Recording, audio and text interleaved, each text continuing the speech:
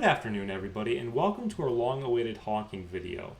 And for today, I decided to turn this into a tutorial so everyone out there can learn to honk like Gaius. Now, the first step in order to do a proper goose honk is some imaginatory deep breathing exercises. So we're going to want to do this. In and out. In and out. And while you guys are doing that, I want you to picture yourselves as a goose, and you guys are at some park and you see some bloke's shoelaces.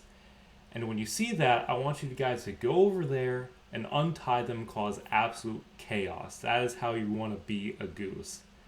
And once we got that underway, our next step is to pin our arms back like this. And this is our little goose fighting stance here. And to do this step, I want you guys to picture that some punk just stole your bitch. And you're just getting ready in this stance to kick some ass. And once we have this down, our last step is just do the head bob. We're going to want to bob our head back and down. Back and down. And while we're going down, you want to start building up the honk. And as soon as you get to the climax here, you just unleash it full force. So we're going to put all this together and do some proper goose honking here. Honk! Honk! Honk!